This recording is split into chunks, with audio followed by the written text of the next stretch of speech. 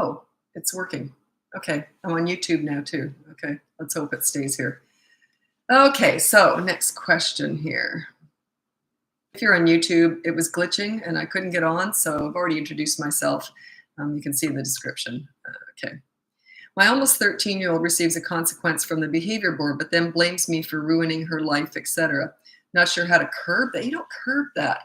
You let it happen. Let them have their moment. Like, yeah, you're ruining my. If a kid, the funny thing is, they do the consequence and then they get mad afterwards. That's like there was this little kid riding her bike. My daughter was telling me about this. She goes, she was crying like crazy because she didn't want to be riding her bike, but she's still pedaling as she's crying because I guess they had to get home. She's sobbing and still pedaling. So it's funny how they do the right thing, but they have a fit doing it. Now, let's say that this is not a little one. This is a 13-year-old or almost 13-year-old. So you say, okay, here's your consequence. And then you're ruining my life. I hate you. I hate you. Just go, whatever. And then just go and do your chores, go about your business. Like, so let them do that. That's just them processing it. That's okay. You don't curb that. You never try and change their behavior. You get them to change their own behavior. Parents always want to stop and fix, and you don't do that. You're fixing yourself. You're teaching yourself. You're setting yourself up as a leader. Once you get that cemented, once you get good at it, they respect you and they treat you really well. Because when they look up to someone, they feel good about themselves, and then they treat you well. So that you're not there yet. That's all that says. Thank you for these lives. You've changed my life. Excellent. That's a big statement. Thank you very much for that. I get coaching is where it's at for me. Like this stuff, I'll tell you, it's just wonderful. Sometimes heartbreaking too. Not everyone does well. Depends on where they're at in their marriage or whatever's going on. But yeah, that's why I keep turning up here, because I know I'm helping people. And yeah, if you don't like what you see, move on to someone else, because you're never going to do it. Even if you may find what I'm saying is kind of interesting, if you're not going to do it, find someone that's saying something that you are going to do, because you got to put this into practice. It's one thing to listen to it. And the clients that do the best, I've noticed lately, it changes all the time. But lately when I'm coaching, is the ones who've been watching my videos for the longest period of time. They sort of get into they start to get it. And so then when they start doing it themselves, then it just comes easier because they already have that. Sounds ridiculous, but they already believe in it. So if you're not 100% in, it's harder to do because you're going against the grain. You're having to do stuff that you wouldn't normally do. Okay, this comes up a lot. It's from Steph. That's cute. What do you do if you give a 24-hour media blackout and the child keeps doing the thing that got him in the blackout? Okay, so what you do is you say, well, that's why you've got media blackout, and that's about it. Just say it a couple times. There's nothing else you can do. Let them express themselves. That's okay. So you only say that maybe once or twice. Say, well, that's why you got media blackout, kiddo. Remember when they got media blackout, you do it with them, and you're always trying to connect. Hey, do you want to play a game? I'm doing media blackout with them or with you. Do you want to play a game? No, I hate you. I hate you. Okay, never mind. An hour later, you ready for that game now? You're always trying to connect. It doesn't matter if they ever play a game. It's just you're always trying to connect. You're showing them you still love them. Oh, this was so cute. I had someone wrote this to me, and they said, since starting with this leadership stuff, my son is surprised when I show him affection. He says, really? Even if I hit today? Because the parents were angry all the time when he was hitting. And I said, no. I said, have the consequence. And then you can love him up later. Like, there's no anger. There's no sort of in the doghouse kind of stuff. No lingering anger or anything. There should never be any anger anyway. Just, hey, that was bad, so here's the consequence. Now, do you want to go to the park? So this kid was really surprised. He was very mixed up why the parents weren't angry with him. Because the mom was trying to hug him, and he was confused because he just got in trouble for hitting. He was confused. So that's the start of leadership. Leadership is all positive. You're not focusing on the bad behavior. You're dealing with it, and then you're focusing on the good kid. You got to work hard to get that good kid out of him sometimes. Anyway, look at the pool story. You can just go. I was going to say Google. Don't Google me. Google calls me something quite interesting. What was it? It came up. Someone pointed it out. If you Google me, it's not that interesting. But anyway, don't Google me. And the only reason I said that was because it's not that I care. It's not something bad. But it's because there's so many scammers out there right now pretending to be me. And they're taking money away from people. And then people tell me, like They sort of want me to do something about it. I'm not the police. These are people probably in Africa or something doing this. I have no control over that. So, but yeah, so if you're Googling, it's bratbusters.com, because people are using my picture, my videos, my information, everything, and they're scamming people out of money. Where was I going with that? I don't know. I think I had a point, but I forgot what it was. That's typical of me.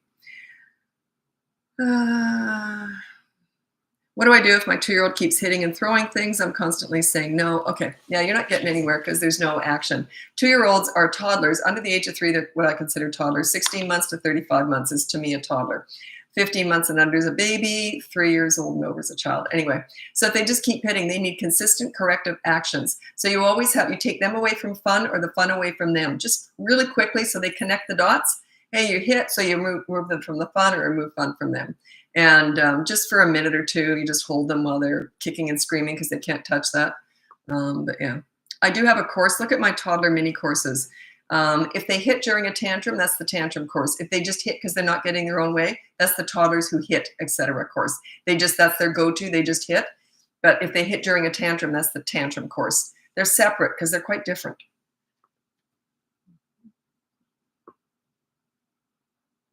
Any tips to increase self-esteem, 6-year-old? Okay, leadership. When you're a leader, it increases their self-esteem. Think about the pool story. You must have heard that before. I don't really want to tell it again. I've told it millions of times. The pool story is my best story to explain leadership and why kids respect you. I don't take any crap. I deal with all bad behavior, but then I focus on the good kid. And I make them like themselves. When they like themselves when they're with me, they treat me well. If someone makes you feel good about yourself, how do you treat that person? Pretty good, usually. That's what this is all about. It's about kids' high self-esteem, them liking themselves, respecting themselves, making good choices. That's what this is all about. You're not trying to stop anything. You're trying to get kids to their self-esteem increases, and then why would they act out if they feel good about themselves? They just don't. So that's what this is all about. That's what leadership's all about. It's all I teach. That's all I'm here for.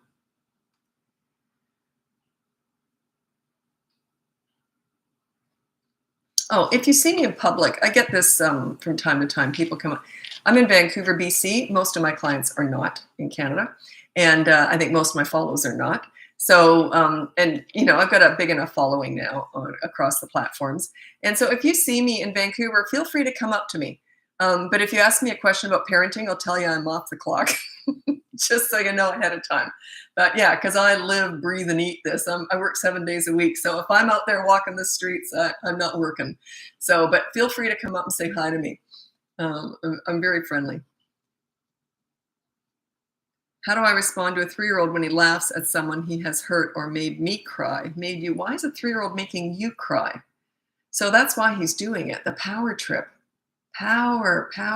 Yeah, put down no hitting on the behavior board. Check it out. Behavior board's completely free. It's up above. Also, you might want to check out my boot camp course. I've got one more group coaching session happening this Saturday. That was a one-off sort of a thing, and all those group coaching sessions are going into the course as we do them. It's been a lot of fun. I don't know how. I'm going to see how it goes. I don't know if I'll make that more of a regular thing. I don't know how I'm going to do that. But anyway, I haven't figured that out yet. It was just a test. Yes, lots of gifts. Oh, was that the kid who gets lots of gifts and is very, but yeah, spoiled kids often are entitled. And if they don't get what they want, then they can be a little bit snotty about it. So yeah, cut back on spoiling. Okay, 3-year-old struggling to do certain things or refusing to try new things because she can't do it properly. That's that perfectionist mentality, fear of failure. If you can't do something right, don't do it at all, which is absolutely ridiculous. If you're not failing in life, it means you're not trying hard enough. You got to get it. And my mom always used to say, it's not whether or not you win or lose, it's how you play the game. So she never cared about winning. Oh, she played to win, and she was a real gamer. And she played to win, but she never cared if she won. She said, I'd rather lose and play well than win through luck. So yeah, it's just get out there, give it a go. There's no shame in failing. A lot of parents put this on their kids without realizing it. Oh, well, you'll do better next time. Do you really need to? Do you need to? Oh, well, you can do better than that. Does she need to? Was she having fun? See what I mean? A lot of parents don't realize they're doing that to their kids. They're setting them up for failure, for not wanting to try anything, which is the failure, is not wanting to try anything. So yeah, just say, wasn't that fun? Oh, but I didn't do very well. So what? Well, lots of things I'm horrible at, but I still do it, still have fun doing it. Yeah. So it's something generally you've put on them without realizing it. If you've already media blackout for one behavior, then I need it again for another behavior. Oh, just say, well, that's why you got media blackout, because you do certain things, because you make a poor choice. So you're reminding them why they have media blackout. You can't double it. You can't keep doubling and doubling.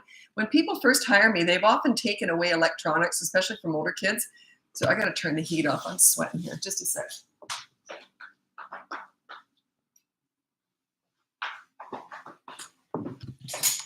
Yeah, it's okay that you can't keep punishing, but they'll take an electronic away for a whole week. And I say, first thing you do, give it back. And we only take it away for one day, because then you got nothing else to do. If you've taken something away for a whole week, what have you got for a whole week? Nothing. This way, I'm only hobbling you for one day. But you can remind them, that's why you got media blackout, because you've made poor choices. That's fine. Everyone makes poor choices from time to time. Never shame a child for breaking a rule. There's no shame in making mistakes. Learn from them, move on. But there's no shame. There's shame in not being accountable for your mistakes, though. 5-year-old with Down syndrome and sensory issues. 3 seems to mimic behavior discipline fairly. Okay, you'd have to hire me for that. That's more specialty stuff. Look up coaching if you're interested. That's in the link above. Yeah, that's more specialty stuff. I babysit a 5. I don't teach anything but parenting. I only talk to parents, because I never tell people how to handle other people's kids. Like, I'm often asked to go into schools and help teachers and that. I don't know how to teach. Plus, you're dealing with other people's kids. I don't do that. I'm constantly telling my 2-year-old no to the same 2 things: hitting, touching, garbage. Will he just? Okay, you don't have consistent corrective actions. They learn through repetition. It's all actions. So plus, why has he got access to garbage? I child-proofed my whole house so they couldn't get into anything. And hitting, you can address that. Check out, I do have a course on hitting. Look that up. It's one of my mini toddler courses. Hi, Lisa, it's working. Oh, you're a regular here on YouTube. Thanks so much. Yeah, yesterday my YouTube wasn't working. And for the first 15 minutes of this video, it wasn't. My daughter does she's my marketing and social media manager. She pulls all my videos from my YouTube. So if it's not working, it's frustrating. Okay. Okay, currently doing the boot camp course and seeing amazing results with my 4-year-old, Chantel. You've been on the lives, haven't you? You've been in the, Chantel, I'm pretty sure you have. Have you been on the lives? I think you have the Zooms. Results with my 4-year-old. Would highly recommend, and thank you so much. Oh, thanks for that. That's a boost of that's just sort of really nice thing to say to me. What Chantel is part of the boot camp course. That's 3 to 12 years old, and she's just saying she's getting amazing results with that. It's not about the kids. It's all about you. You put in the work and you'll start to see the results. Parents get frustrated. They're still acting up. So they'll catch on eventually. You lead, they will eventually follow. But that's what leadership is. Leaders are followed. It's not like you lead and all of a sudden they're good. You lead, and then by about week 3 or 4, then they start to follow. It's just the way it goes. I had just this really nice comment. I don't see it. My daughter finds stuff sometimes. She found this on Reddit, and it said a parent who is following, I don't know what she's doing. I think she's doing the boot camp course actually, and said the first 2 weeks are hell, and then the sun shines. Then she started to get it. And it's all about you. As soon as you relax into it, the kids pick up on that energy. I'm not religious or anything. I'm not, it's not that I'm anti-religious, but I really believe in energy. Once you get it, you just calm down and the kids pick up on that. All of a sudden, they can't rally you up anymore. They just stop doing it, right? So you just calm down. Like whenever a kid, my son used to laugh at this, whenever I was around other kids that were acting out and I was in charge of them if I was babysitting or something, and whenever another kid would act out, because I never got to discipline my kids. I got respect when they were tiny. So right through the teen years, it was easy. But anyway, as soon as a kid would act up, my son said, you should see your face whenever you know you get to discipline because it's fun. I get like this. I try not to do it, but it's like, I love exercising this because I know how well it works. I know how well this leadership works. And it's not about You don't want obedient kids. You want kids that have high self-esteem and make good choices because they like themselves when they're with you. That's what leadership is. You bring out the best in them. That's all it is. And they're happier, you're happy. But you got to work for this, though. You got to earn that. You got to put the work in. This Texas grandma loves you. Oh, thanks. I've seen your name before, I think Joanne would. Thanks so much for your support. Okay, starting behavior board, and I have 4-week-old baby. Feel I can't follow through with anything right now. Yeah, that's my least favorite coaching client to get, is a mom with a new baby and a toddler. Do you know why? Because if you're sitting there, you're like handicapped. You're sitting there with a baby on a boob and you got a kid who's getting into something. It's my absolute least favorite client to work with. It sounds mean, but you get what I'm saying? Because it's like, what can you do? If you're breastfeeding one and the other one's running around all over the place getting into trouble, you're kind of just going to have to understand it's going to take a while. Wait till the baby's about 3 months old. You tend to have a little bit more freedom. The other one's getting a bit more into it. In the meantime, it's just going to be hard. Sorry about that. It's just going to be hard. So whenever I get clients who hire me in that situation, I tell them what you want to plan on doing when things get a little bit easier. I don't want to push a new mom, because new moms, I have to be really gentle with them, because hormones, and you're going through a lot right now, right? So yeah, you're just going to have to wait it out. Patience.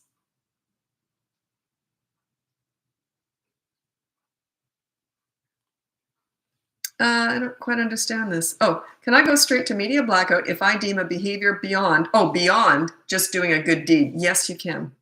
Like if my 15-year-old son punches and destroys property when he's told no, he can't go with his friends. Yeah, wait till the scene's over though, and then you say it like this, because he's on the behavior board.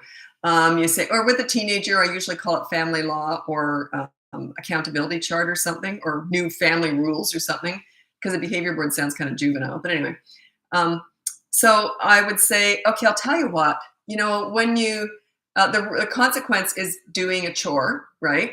So, but I'll tell you what, you went overboard with that. You were hitting and that. So sort of say it like this, you kind of went overboard. We're just going to go straight to media blackout on this one. Do you understand? Ooh, you might lose a door or two. You might get a hole in the wall. You got to do it though. It's worth it. Sorry about that. It's one of those things. It's short-term pain for long-term gain. If you're always sort of backpedaling or taking it easy, you got to go in with what's right. You got to just be brave enough to go through it, go through the scenes. And now, this is coaching. But if he starts retaliating physically against you, that's coaching. That's not. That advice is different, by the way. There's no way I would want there's no way I'd want to push a 15-year-old to take it out on the parent physically. That's different. So yeah, you haven't said that. So, and most don't. But some of my clients, I deal with crisis work, right? So I deal with that. That's only in coaching though. Okay. Someone said, why don't you talk about crisis on here? No, it's not appropriate. It's some horrible, awful stuff. It's not appropriate. And why would I scare these poor young parents? You don't need to go through that, okay? Yeah, you can prevent that. I used to specialize in teen crisis work when I first started my business 17 years ago. And yeah, you don't need to know about that. Anyway, I'm going to get going because I'm going to be moving over to Instagram now. I'm on YouTube the whole time while I'm doing this. And so I go from Facebook to Instagram to TikTok. If you want to join me over there, it's Bratbusters Parenting. If not, check out the link above. You can get my free behavior board, my mini toddler courses, my big boot camp course. I got one more group Zoom session this Saturday. It's the last one in the whole series. The rest are already on the course, so you can still see them. You just weren't involved in it. And you're welcome to turn up if you're a member of the boot camp course, or you can look into coaching. That's one-on-one with me on Zoom. It's 5 sessions, 1 hour each. Anyway. Okay, thanks so much for joining me. I'm now going over to Instagram. Happy parenting.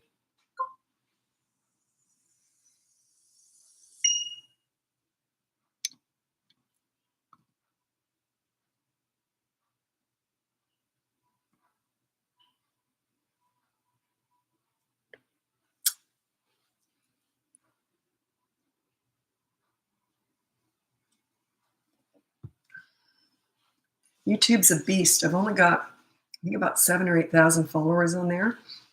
And I don't know, I don't understand YouTube at all. It's a search engine. It's quite different from social media.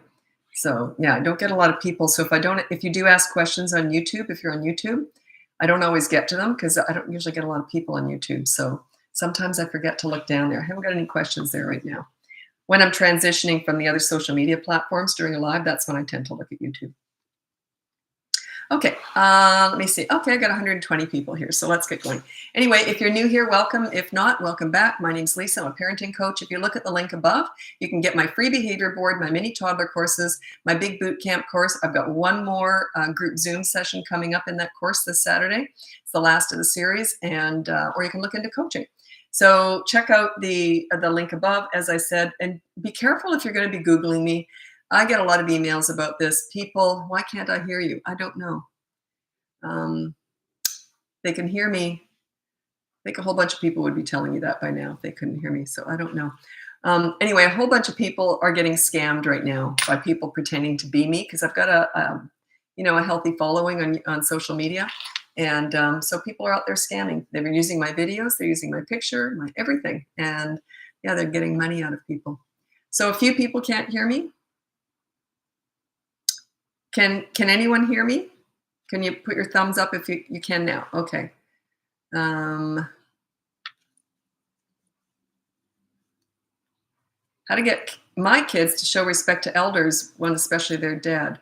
Okay, if you're a leader, they respect you, they respect themselves and everybody past the age of about 3.5 to 4, right? Okay, thanks so much for confirming that you can hear me.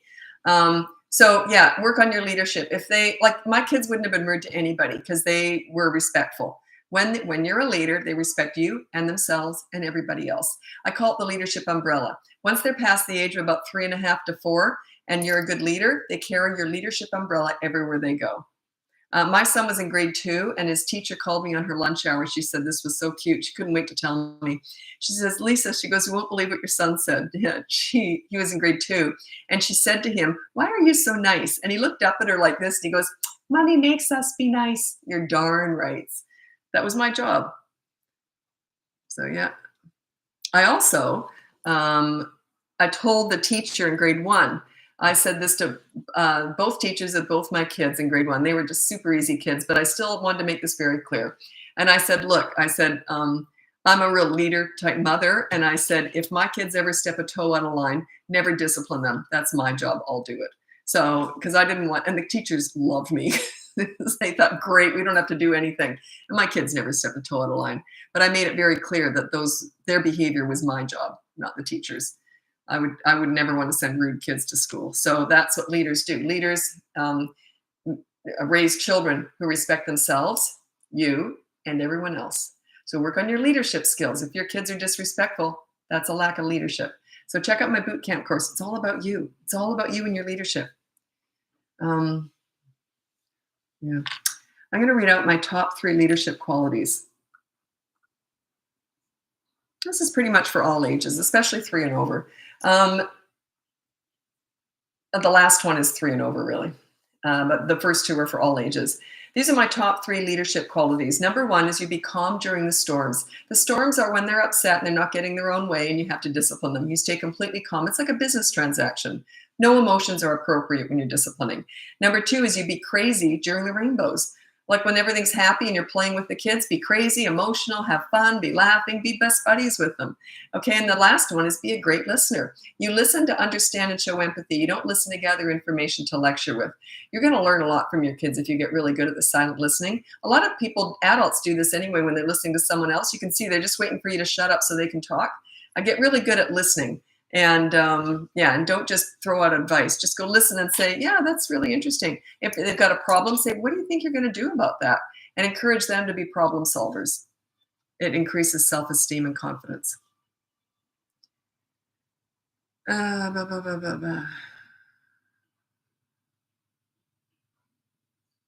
Yeah, what do you recommend instead of 24-hour media blackout? That's the backup consequence. On the behavior board, there's 2 consequences. So if they break the rule, the first consequence is the positive action. That's like do a chore within 15 minutes of being asked to do so. It doesn't mean the chore has to last 15 minutes, but they have to have completed it within 15 minutes of you timing it. Anyway, that's usually the first one, something like that. And then the second one is if they won't do the first one, because you can't always get a kid to do something. If they refuse to do it, say that's fine. Then 24-hour media blackout starts now. So you do the negative deprivation. You default to the second one, the bigger one. They already know it's on there, right? That's their choice. And if they argue, that was your choice. You didn't do it within 15 minutes. It's your choice. That's how I talk. It's your choice. So yeah, and then let them have their scene. I don't care. And anyway, if you don't do media, then you take something else away that they love. But you never take away social stuff. Like if they go to karate or soccer, you don't take that away because it's healthy and social. You don't take that away. But there's usually something around the house that you take away. I hate using food. But if they have a sweet or a treat after dinner every night, sometimes I'll say, if that's all you got, just take that away. I don't like doing it that way. I don't like using food. But sometimes that's all you've got. Take something away. Or you can invent leverage. I won't go into that right now. The reason I don't like talking about it is I got too many examples of it. My head explodes. Okay. Just signed up for your boot camp a week ago and I'm loving it so far. I love your approach. Excellent. Are you going to be at the Zoom on Saturday? Yeah, I'm in Vancouver, BC, so it's noon my time. So I hope you're there. Okay. So yeah, just because it's week 6. The course only goes for 5 weeks, but this is the last one. It's the wrap up. I want to see how everyone did. So it doesn't matter where you are in the course. You can still turn up and see what other parents are saying. And they're all different. Everyone's at different levels of where they started the course.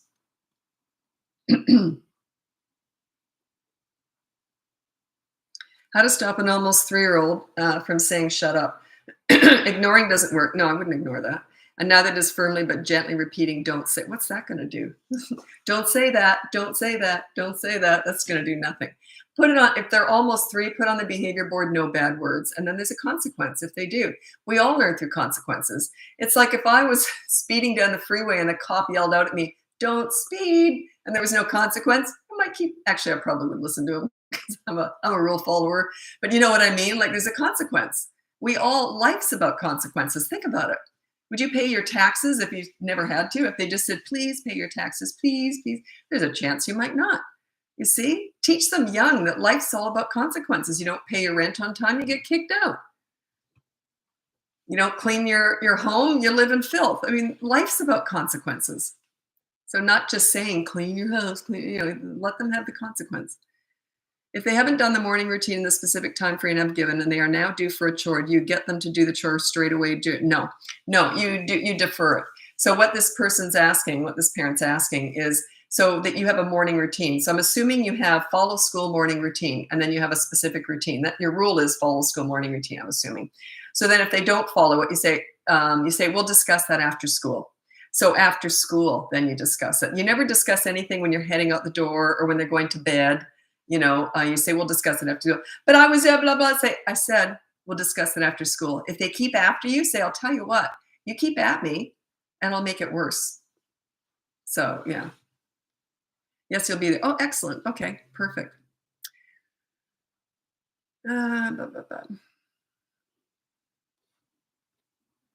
Is there a concern for too many tantrums, 21-month-old after every no? No concern whatsoever. Sorry. I'm not laughing at you. It's just no concern. Toddlers it's a stage they're going through. Why did that crack me up? I guess my answer was, no, it's normal. Basically, yeah, that's normal. You might want to check out my tantrum course, though. I don't know why that cracked me up. Is there a concern? Toddlers are nuts. I'm going to read out it's just because toddlers are so crazy. They don't make any sense. I'm going to read my top 5 tips for parenting toddlers. God, now I feel I got the giggles here. I don't know why that made me laugh. Okay, these are my top 5 tips for parenting toddlers. Number 1, child-proof your home so you never have to say no. Number 2 is you set up a toy rotation system so they're never bored. Number 3 is when you want to connect with a toddler, you do so in their world. You don't go to the nail salon, you go to the park and roll down the hill with them. They just look at you differently when you play in their world.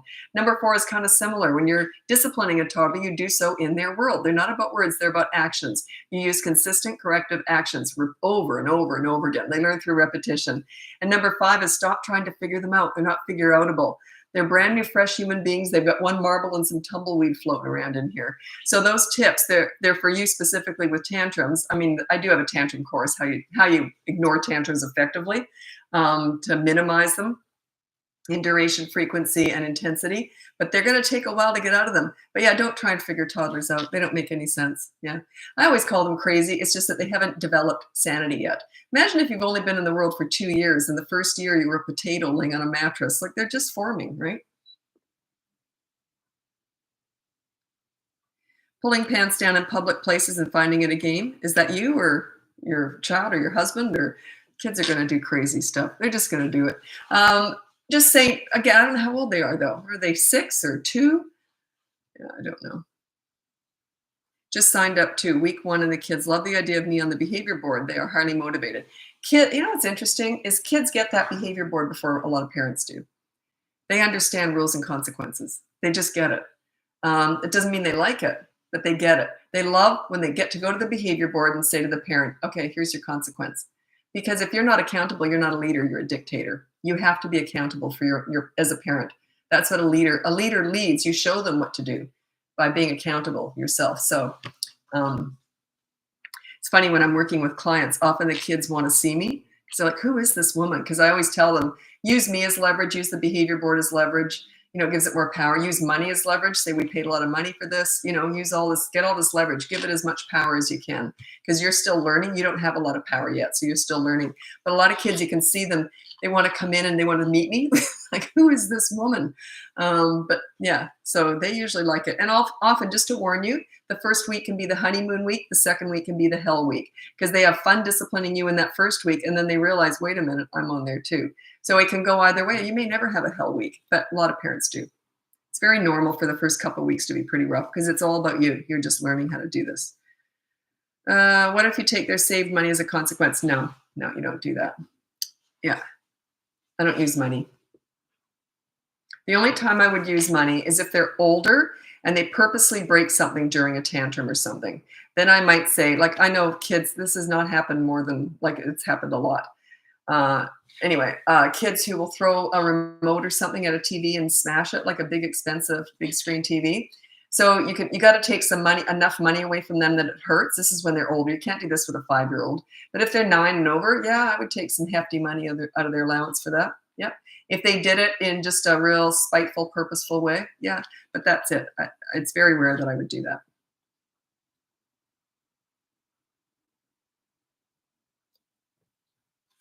Any tips for managing hard school drop-offs? 6, 7-year-old. Happy when there, good friends, happy to end of day.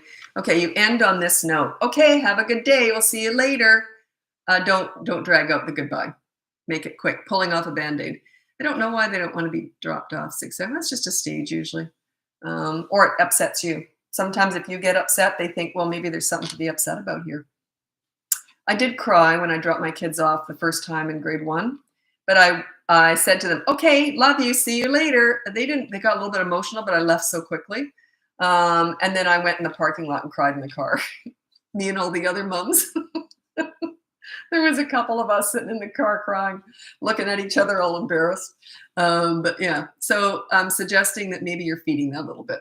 Maybe if you get upset about it and you let it be dragged out, they're thinking, wow, this is a big deal. Whereas I would just say, off you go, you'll survive. My mom was like that. You'll survive.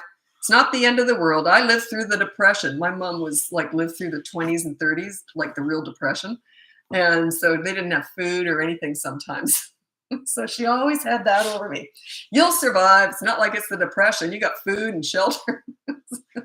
So she never let me get dramatic, even though I tried to. She was always the one to, yeah, you'll survive. Oh, okay.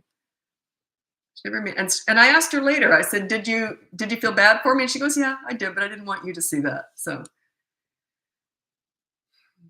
I've been so consistent with consequences, and 14 years later, no consequence matters. So you got a 14-year-old? Is that what you mean? You'd have to hire me for that. I'd have to assess the situation. Teenagers are tricky. There's no guarantees with any of this stuff. We're working with human beings, but I do specialize in teenagers. They're my favorite age.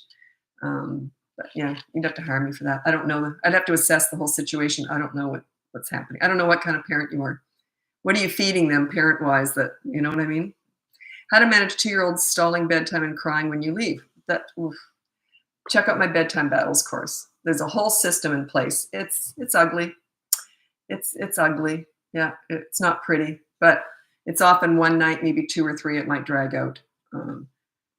What do you think it is about some of us parents that find it hard to be a leader. Well, it's just lack of knowledge, lack of experience. It's like anything. You're not born knowing how to do that. I kind of was. I always kind of was like this. But that's why I'm teaching it, right? Not, and there's lots of things I'm horrible at. So this was just my thing. But yeah, most of us aren't born knowing how to do this. It's a learned skill. Parenting, everyone, it's the hardest job in the world with the least amount of training, and yet everyone expects themselves to be experts at it. I don't understand that. Doesn't make any sense.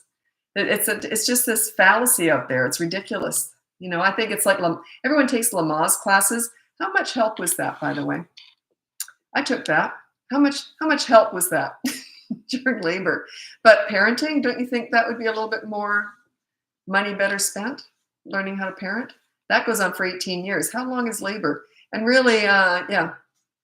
My husband telling me to breathe in and out, I could have punched him.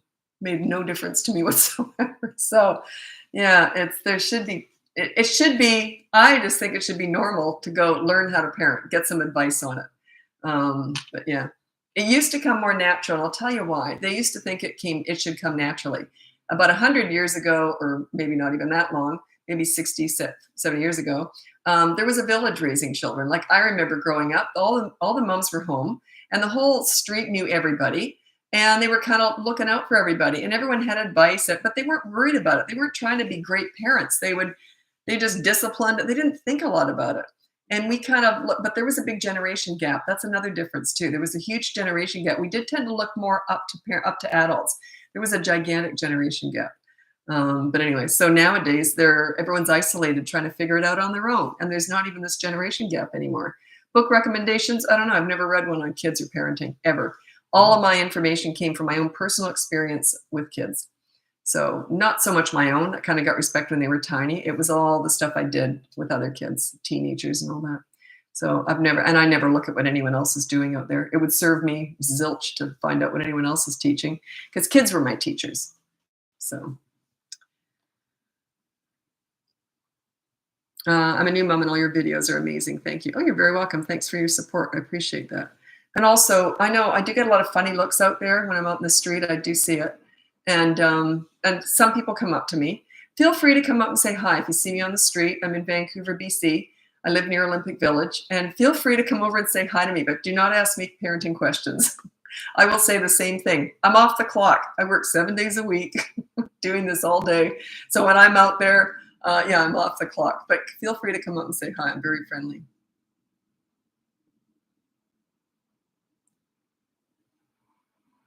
Oh, got a panic attack. I'm always worried I'll be late for TikTok.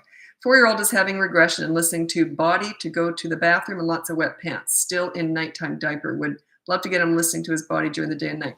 I don't know. It could be a few different reasons, but you said having regression. So he was good at it, and now he's not. So what's changed? Also, you don't need it, because if you've already potty trained, but I do have a potty training course. But if he's already potty trained, he knows, what to do. Don't let him have any liquids before he goes to bed. And a lot of, especially boys, it seems to be. Why have I got that thumb up? Is it because I went like that? Or did someone else do that?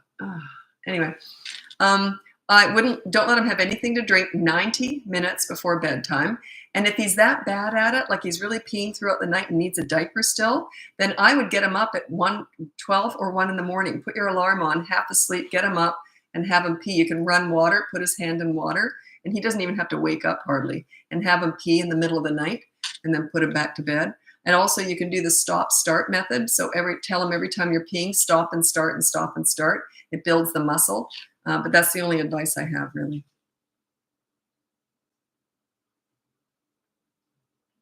What to do when a 3-year-old doesn't listen and won't leave somewhere in the park? Okay, now if they're 3 years old, I would put on the behavior board. There's a few different ways you could do this, but you could put down, when I say we're leaving the park, you have to leave, or there'll be a consequence. So, or what you could say, so many different ways you could deal with that. I might say this at the park. I'll say, you like the iPad after dinner? If you don't leave now, then there's no iPad tonight. Your choice. What are you going to do? And then it's got to be right now. If he lingers another minute, don't say a word. Just go home, and then go home and say, well, no, you still ran back and did another slide, so you don't get the iPad. They will learn very fast. That's a quick one. It's ugly though. There's going to be a scene. You know, the scene is the lesson. Everyone's afraid of the scene. That's why they're not doing this stuff. That's why parents don't want to be a leader. They're terrified of the scenes. Fit scenes, meltdowns, tantrums. Those are golden. I love those. That's the lesson. Behind every one of those, behind every tantrum is a lesson. You're depriving yourself of the lessons with kids. It's like, I often say this, that 8-year-old kid that he didn't know who I was. He'd never worked with me before. He stupidly said to me, if you don't give me what I want, I'm going to have a fit, just with that filthy look. And I said to him, bring it on. And he never did. He went like, ooh, she knows what she's doing. Yeah, I'm not afraid of that. I'm not afraid of you. Like, come on, bring it on. Go for it. He was great with me, by the way. The worse the kid, usually the quicker they were for me to get their respect. It's almost like they go, oh, finally a leader. Woo, that's what I've been screaming for all this time. Not always, but that's often what happened.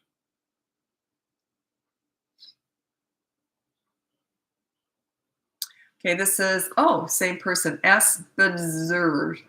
You've been a regular. Watch so many of your videos. I have no questions, just wanted to thank you. Leadership changed our lives. We enjoy parenting to the fullest now, 6-year-old. That's what makes my day, because I want you to enjoy parenting as much as I did. It was the most fun I ever had. I got all that pesky discipline in place and respect and all that. I got that all cemented when they were little, like 3, and then just sailed right through the teen years. Maintaining respect is hard. You got to do the work, though. You got to get it. Getting it is hard work. Maintaining it is easy. So yeah, thanks so much for sharing that, because that helps other videos, other parents, right? Anyone can do this. I can't pick who's going to do well. Sometimes I'll think someone's not going to do. It's usually usually I think, they're not going to do well. And then they surprise me and they do. So yeah, it's just, you got to put in the work. Just trust the system. Don't question yourself. Don't question it. If you're going to go in, go full in. If you're going to get a boot camp course or hire me, well, if you hire me, you usually go full in anyway, because you pay good money for that, right? So yeah, you usually go full in, but you got to commit to this stuff. Also, if you're going to take parenting advice from someone, they got to have 2 criteria. Otherwise, there's no way I would take parenting advice. They have to have finished the job with their own kids. Have they lived with teenagers? And what are their adult kids like? Like, they have to have finished the job. Like, it's a completion thing. The teenage years are often, that's the PhD in parenting. A lot of what you've done wrong doesn't even show up until they're teenagers. So yeah, they have to finish the job. Number 2 is, I didn't learn much with my own kids. I got respect when they were tiny and sailed right through. So basically, it's an odd hiccup and nothing big. Anyway, the other one is, they have to have worked with hundreds of kids. I've worked with kids with all sorts of challenges. I never worked with an easy kid. I worked with troubled teenagers, children with autism, Down syndrome, NAS, all sorts of disabilities, all sorts of trauma, abuse, crisis work. I've done all that. It has to be someone who has that wealth of experience, because it is experience-based. Otherwise I wouldn't take their advice. It's, taking financial advice from someone with $10 in the bank is the same as taking parenting advice from someone with little kids. They don't know. They just don't. They're not there yet. Best intentions, I'm sure, but they're not there yet. And also, if they're only teaching you based on their own little kids, that's not like your kids. You may have, I've worked with hundreds of kids. They're all different. They're all different. Funny thing is, they all react to leadership pretty much the same way. That's what I found was fascinating, especially the troubled teenagers. The delinquent teenagers are the ones that taught me the most. I thought, wow, this works with them too. It's different. It's different, but it works with them too. Because it's not about you do what I say and say as I do and all that stuff. It's not like that. It's like, hey, I respect you, so I'll get it back, I'm sure. Give respect to get it. Do you believe in heavy metal detoxing? Oh, that's medical stuff. That's political. I don't get into any of that. I don't know anything about it. I'm not a doctor or anything.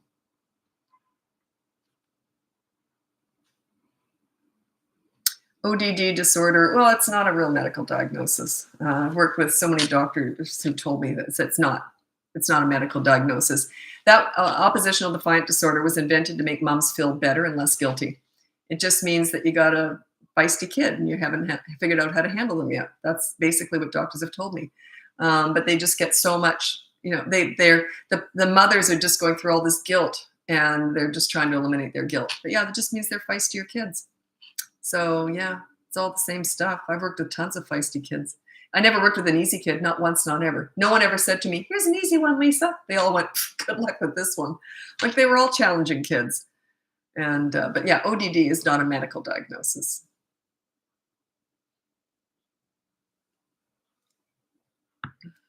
He said, I have a very fiery child and I love her for that. You love that person for that. Anyways, think about it this way. A lot of parents tend to lead with these things. Oh, my kid, if a kid's acting out, he has ADHD, he has ODD. You know what you're doing? You're blaming him for one thing, plus you're giving up. Take full responsibility for their behavior. When I was working with kids and they were with me, they weren't even my kids. If they acted up with me, I took responsibility. I thought, what am I doing wrong here? What am I missing? That's what a leader does, especially with children. You take responsibility for their actions. I don't care if they've got ODD, ADHD, WXYZ. You take the blame. You take the responsibility. You take it on yourself. Because would you rather blame your children or you? Who do you love more, your children or you?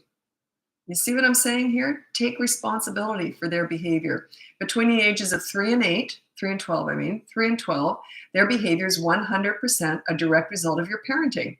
You can do this, right? It's not rocket science. It's hard work, though. But yeah, parents are very quick to blame their kids. Very quick, and yet not themselves. I find that fascinating. I can't relate to that. Yeah, even when I'm working with my clients, I feel very motherly towards my client, like I'm maternal. So I feel very motherly when I'm coaching people. And if they're not doing well, that's on me. I'm like, what am I missing here? What am I doing wrong? What am I not telling? What story have I not told that client that they're still stuck? What am I doing wrong? Now, this is adults that I take responsibility. You see, that's what a leader does. Be a leader with your children. Take full responsibility. You can't fix it. If you're not willing to take responsibility for it, how the heck are you going to fix it? I want to know what I'm doing wrong. I don't know. Just do the right thing. Don't focus on what you're doing wrong. Focus on what you should be doing right. Check out my boot camp course. My boot camp course if you've got 3 to 12 years old, or my free behavior board, and you can start there. It's all about you and your leadership. You calm down when you're disciplining. There's no emotions. You're calm as anything. Like, hey, you broke a rule. Here's the consequence. Do you understand? Okay. I hate you. Whatever. Like no emotions at all. As soon as they calm down, you want to read a book? You always try and connect with them. You see, you always take the high road. If they go off the cliff and the emotional cliff, if you go with them, who's there to pull you both up? Stay calm. It just works. It just does. What are your thoughts on nature versus nurture? Here's the thing. You are born with certain personality traits and you never want to fool with that. And we're all different. But behavior, respect, how you treat people, that is nurture. So how your children treat people, how they behave, how they respect people, that is nurture. But their basic nature, some are born feistier than others. Yeah, for sure. Like my son had tantrums. My daughter never did. I never had one. And my kids, this is one thing I did very different with each kid. My son, he used to say this for years. Every time he'd go to a pantry, he'd shake because often mom was like this behind it. We had to scare the bejeebs out of him. So he's like me. We love being teased and scared. And my daughter hated it. So I never did anything like that to her. Like I would hide under my son's bed and grab his ankle. He didn't know I was home. And I'd grab his ankle when he went past. So yeah, stuff like that. I would never do that to my daughter. So they're all a little bit different, but the way they treated people with respect was the same, exactly the same. That's the nurture part. Adoptive daughter has crazy tantrums at 4. What can I do? Well, I'm an adopted daughter, so I don't know what you mean by adopted. What does that have to do with tantrums? Anyway, check out my boot camp course. That might be a good fit for you. It's up in the link above. Oops, I got to go to TikTok now. If you want to join me over there, it's Bratbusters Parenting. If not, check out the link above. You can get my free behavior board, my mini toddler courses, my big boot camp course, or you can look into coaching. I'm too busy to take everyone on these days, but you can look into it. If you really want to sign up for coaching, then send me an email, tell me why, and we'll go from there. Anyway, thanks so much for that. I'm going over to TikTok now. Happy parenting. Bye now.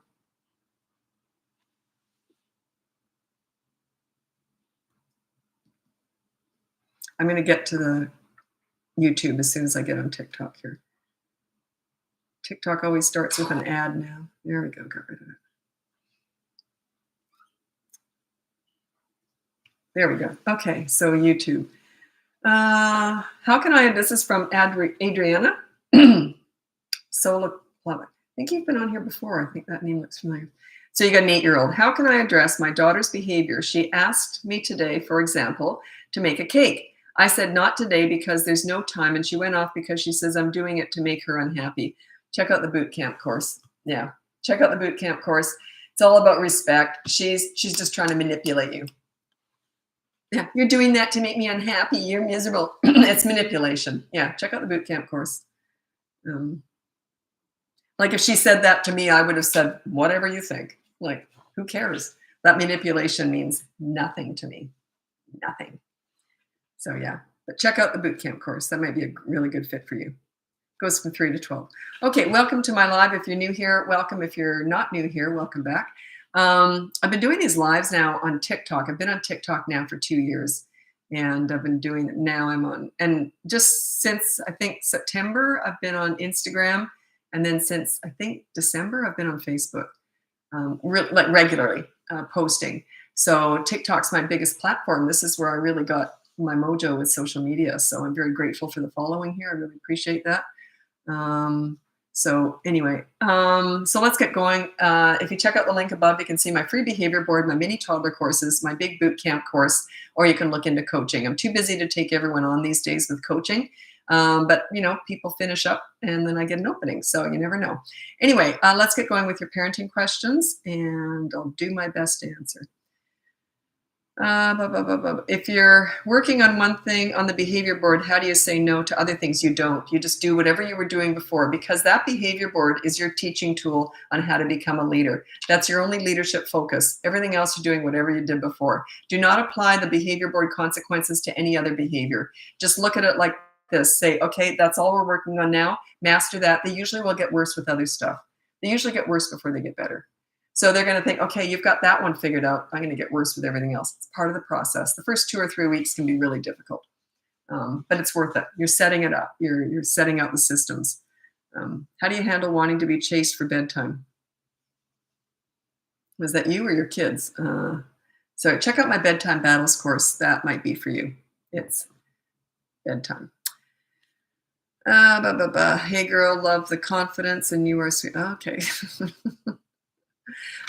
Confidence. I just want to address that. I'm 63 years old. You kind of know who you are when you get old.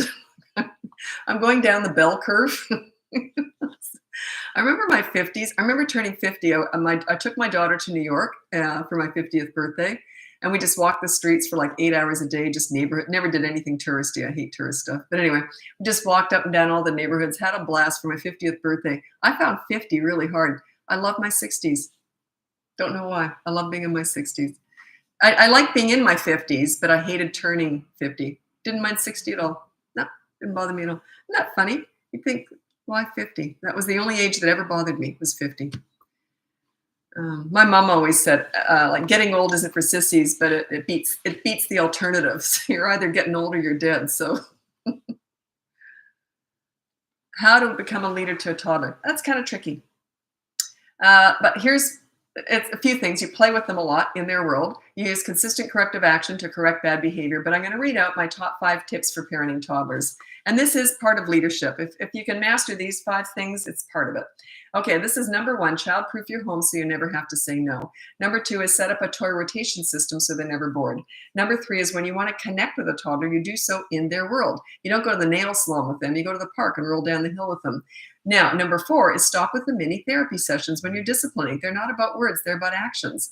You use consistent corrective actions whenever they do something naughty. And it takes repetition. It might take 50 times before they get it. These mini therapy sessions discussing all their big feelings, big emotions, it's all garbage. That was invented to make the mom feel and look good, but it has nothing to do with the kid. It's just garbage. Anyway, number 5 is stop trying to figure them out. Toddlers are not figure-outable. They're brand new, fresh human beings. They've got one marble and some tumbleweed floating around in there. Cute as a button, but they're all feet, no brains. Imagine if you've only been in the world for 2 years. In the first year, you were a potato laying on a mattress. They're just forming. How much reasoning can they have? They don't have any yet, okay? So anyway, that helps. Get that stuff figured out and it'll help. And also, if you do have some like when I said something, like when I said to my toddlers, okay, we're going to change your nappy now. So I raised my kids in Australia. They were nappies, not diapers. Diaper. I'm going to change your diaper now. And if they started to take off, their dad might have chased them and they would have wrestled him more. Whereas with me, nope. I just picked him up, put him on the table. When I said something's going to happen, I made it happen like that. So I didn't goof around. So when I wanted to change their diaper, get them in the tub, they just learn. And then by the time they're 3, they settle right into it. But it doesn't really show up until they're 3. So all that leadership stuff that you're doing before that, it's building the base. Okay. And then by 3, there's a fork in the road at 3. If you've been a leader at 3 years old, they get so easy. It's unreal. If you haven't been, they can take over. They go, it's because they can stop and think before they act. They actually start to reason things out at 3. They have the ability to do that. They start to. But at 3, if you're not a leader and they get away with a lot of stuff, they almost go like this.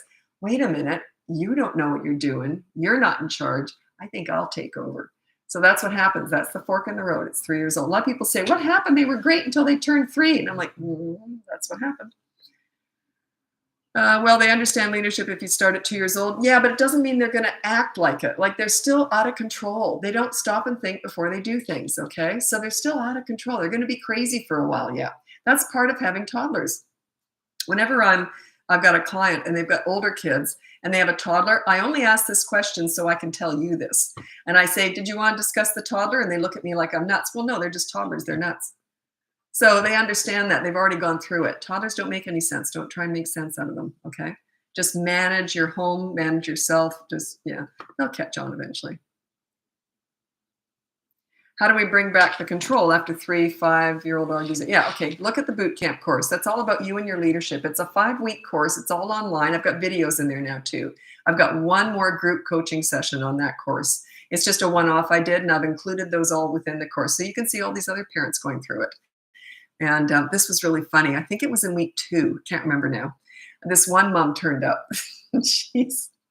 And she says, I've just got this. I don't know where she's from. She has an accent. She's adorable. Anyway, she goes, I've just got this. I'm a leader. My kids are starting to respect me. And my daughter, who works with me, she's my social media and marketing manager. And she was watching it too. And she was thinking, yes, what a good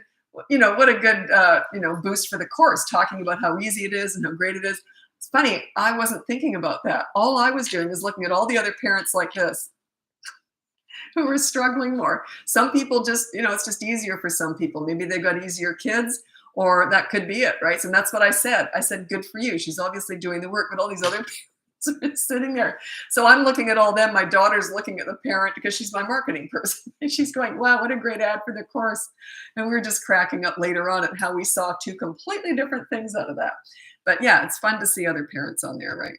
I see parents every day through coaching, but they never see each other. That's what's so great about that group Zoom session. Oh, my child freaks out at the doctors. Is there any way I can help? Nope.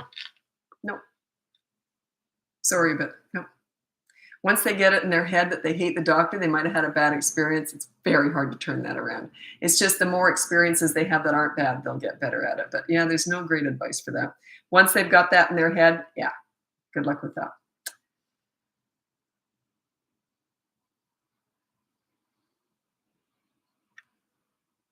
So I got to take. How can I improve my son's impulse control? Well, I don't know. Is he 16, 6, 2? I don't know. It's a different answer for different ages. I used to work with 6, impulse control. You haven't got enough systems in place. He doesn't understand what's expected of him. So look at the boot camp course and just do the behavior board. Set up systems like follow school morning routine, follow bedtime routine. Here's your follow chore chart. Just get systems in place, and that should help him a little bit. Plus, when you're a leader, they tend to calm down and they better impulse control. Your leadership is so important. I can't stress this enough. I've worked with so many kids who were really calmed right down with me. And then they'd go back to their mother or there's someone else and they'd get all crazy, someone who wasn't as calm, like as a leader. And being a leader tends to calm them down. So work on your leadership skills. They're looking to you. Between the ages of 3 and 12 years old, their behavior is 100% a direct result of your parenting, which is the best news you can get. You can only control yourself anyway. That means you can control it. You can control their behavior. You just have to figure out how to do it. And I'm teaching you that. Would we be able to talk about teens? I'm trying so hard, but I'm giving up. I specialize in teenagers. What did you want to know? I'll read out teenagers. I almost always say, oh, that's coaching, because I need to assess the whole situation. But I do have some basic tips. These are my top 3 tips for parenting teenagers. Number 1, you listen to understand, show empathy. You don't listen to gather information to lecture with. Okay, if they want your advice, they'll ask for it. By the way, they already know it. Get really good at this. I call it silent listening. So you just go, yeah, that would be frustrating. Yeah, I understand. Yeah. And then if everything goes silent for a while, say, oh, did you want to go, want to go watch a video or something? So change the subject. If they want to talk deep, they will. They'll bring it up. Because you get good at this and they'll just tell you everything. I told my mother everything. My kids told me everything. Okay. Number 2, negotiate pretty much everything. It goes something like this, because you got to give to get, right? With kids, you give respect to get it. So with teenagers especially, you say, hey, I want your dirty clothes in the hamper from now on. What do you want from me? So negotiate it. You don't do that with everything, but give it a go. See how it goes. And number 3, with teenagers, don't sweat the small stuff. Save your energy for the big stuff if you even need it. If you try and micromanage a teenager, you know what you're saying is it's not okay to make mistakes. It's not okay to not do what I say. That's absolutely ludicrous.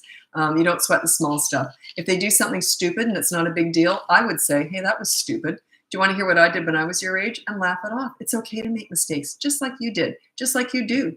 There's no shame in making mistakes. So, but when you get good at this listening, they'll tell you everything. And when they're going to unload on you and they know they can't help but do that, they're not going to get in trouble.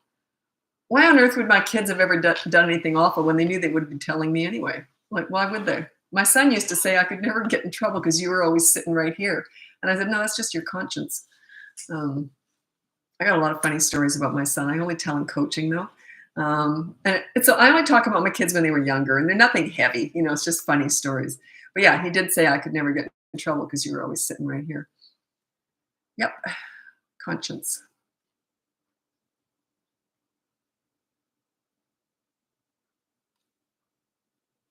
Negotiations don't work with him. He will agree, but when I ask for his part, he'll yell at me. Yeah, you got to work. You just got a lot of work to do with teenagers. You got to give before you get. I'll tell you a funny story. It's just a good example of this. And when I'm hired to work with parents of teenagers, do you think anything's going well?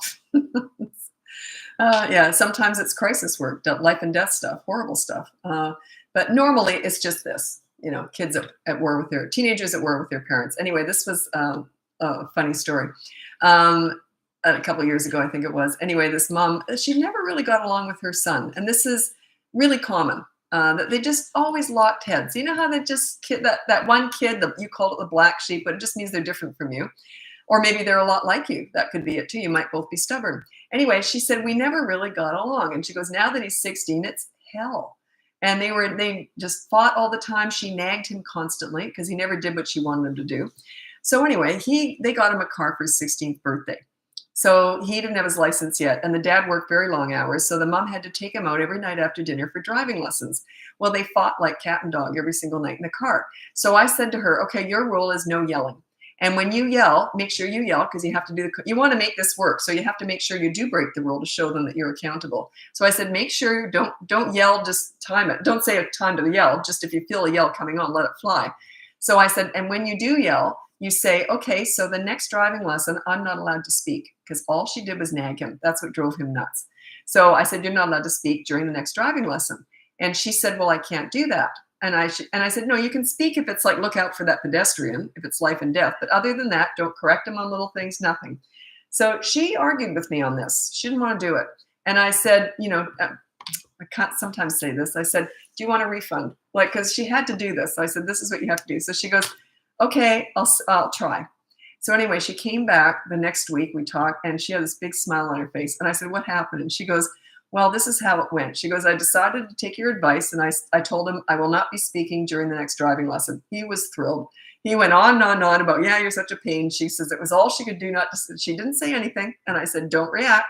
So anyway, she put pager's tape on her mouth to remind herself not to talk because she knew she wouldn't be able to be quiet without this tape on her mouth. I didn't tell her to do that. Anyway, so as she's opening it, he didn't see it. And when she's opening up the car door, she catches a glimpse of herself with this tape on her mouth in the side view mirror, and she starts to laugh. And the tape, of course, came apart and started flopping in her breath. And he looked over, saw this, and they both started giggling. And they laughed throughout the whole car ride with her with this tape on her mouth and her going, trying not to talk. And it was hilarious. She goes, that's the most fun they ever had together. And then everything started to get better from there. There'll be a moment with teenagers, but you got to give, you got to be really humble, you got to be vulnerable, you got to be willing to do something extreme like that usually. And there'll come a moment, something like that, hopefully, that will change your relationship. So that's what I'm always striving with parents of teenagers, is finding that moment. And that was that moment with that mom. And yeah, everything got easier after that. It was really cute. Teenagers are my favorite age. When I first started my business, I specialized in teen crisis work. And then I realized that I wanted to prevent all that. So that's why I still do it, but I don't lead with that anymore. I'd rather prevent all that.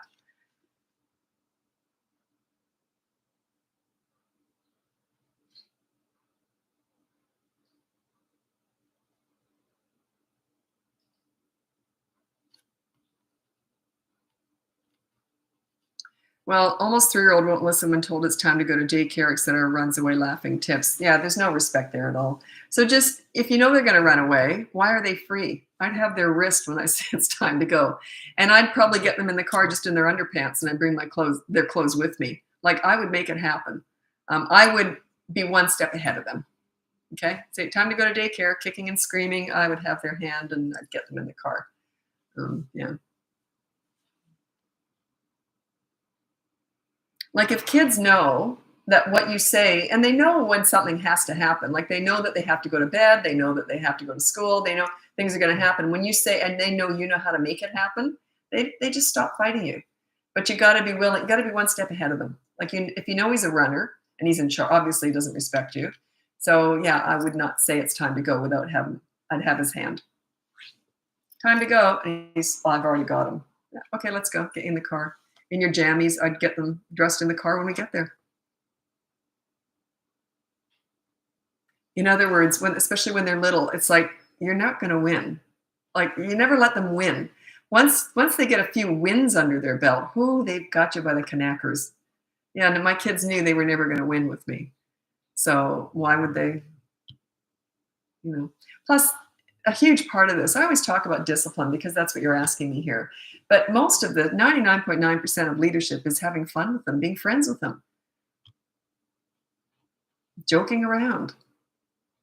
The school moms used to say, whenever they'd see me drive past with my kids in the blue RAV4, they said this is all they saw. You know that cartoon with the head would go up, because we were just laughing all the time. They say, how do you do